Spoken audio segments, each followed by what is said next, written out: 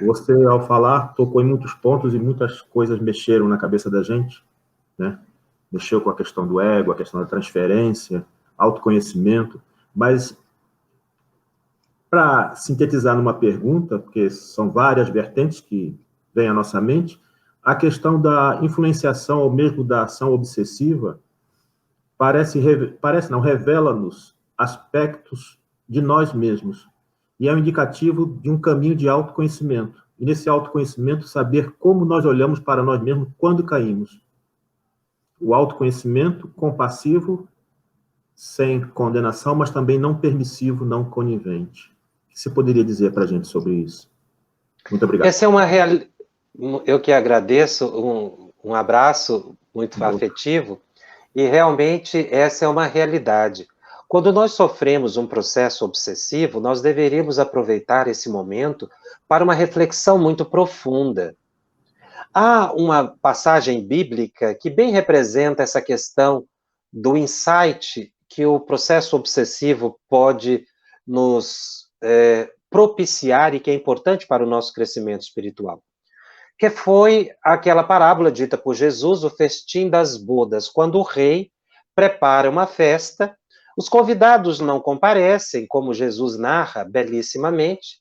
Então, a certa altura, a festa de casamento, que representa a própria festa de casamento do Cristo com a humanidade, deveria seguir, e então eles convidam as pessoas comuns das estradas.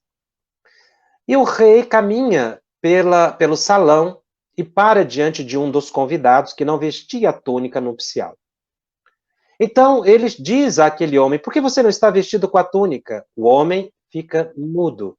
Então, ele manda que aquele homem fosse atado, mãos e pés, e atirado lá fora, onde haveria pranto e ranger de dentes.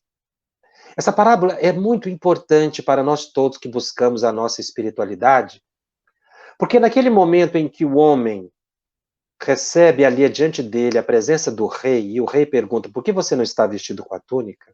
E ele fica calado. É o momento em que ele se percebe. Ele estava na festa, mas não tinha túnica. Se você fizer uma interpretação literal, você não consegue compreender, porque, olha, o rei convidou, então, por que exigir uma roupa? Mas, na verdade, o simbolismo de Jesus vai bem adiante.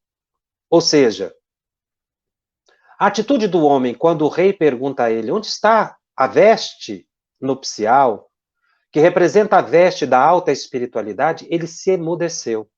Como todos nós, que quando observamos em nós algo que não tínhamos percebido, a gente sofre um impacto. Quando uma luz forte bate nas nossas vistas, a gente emudece, porque a gente vê uma realidade que não via, não tem palavras. O homem ficou sem palavras. E logo depois, ele entra na crise da transformação, que é o pranto e ranger de dentes, para tecer a própria túnica nupcial, que mais tarde todos nós teremos que vesti-la para comparecer a esse estágio evolutivo representado pela festa do rei ao seu filho, o encontro do Cristo com a humanidade.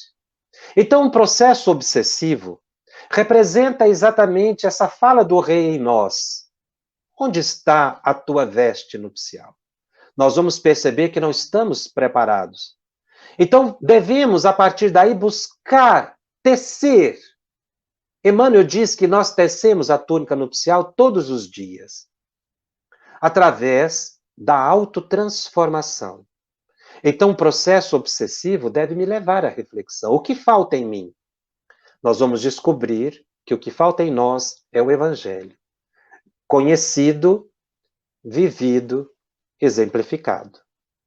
Então, quando nós percebemos que estamos sendo joguete de espíritos obsessores, e temos condições de perceber, por orientação dos benfeitores espirituais, quando nós descobrimos isso em uma palestra, quando descobrimos que estamos iludidos lendo um livro, é aquele rei que se postou do nosso lado e disse a nós, onde está a tua túnica?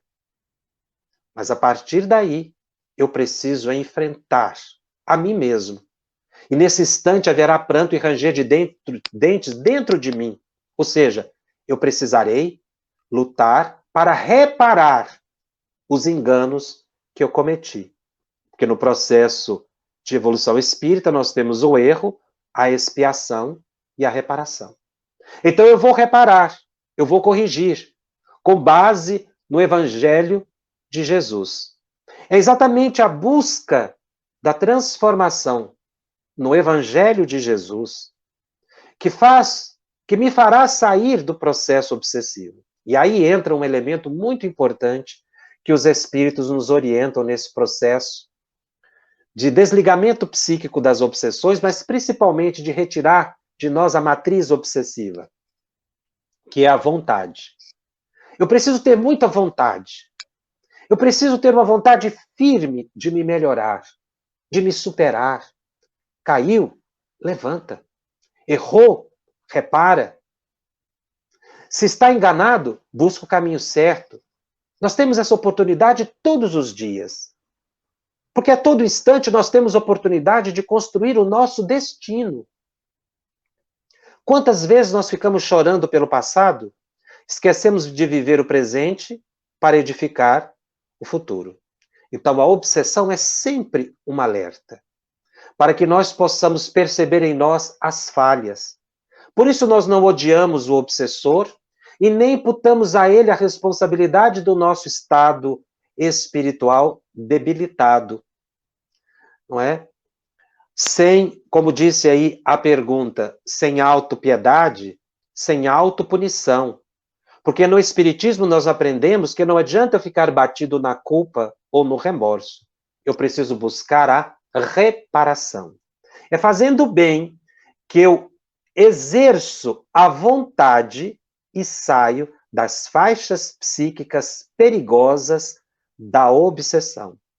Então, a obsessão é uma oportunidade muito grande que nós temos de autotransformação. Quantas pessoas chegaram na doutrina espírita pelas portas da obsessão? Temos muitas notícias de pessoas que sofreram estágios obsessivos sérios, que foram curados nas casas espíritas e se tornaram médiuns excepcionais. Edificaram centros espíritas e receberam o chamado através de um processo obsessivo. Foi o rei que conduziu o indivíduo ao estágio de provas, de expiações, ou pranto e ranger de dentes, para que ele pudesse, assim, encontrar a iluminação, terceira túnica nupcial.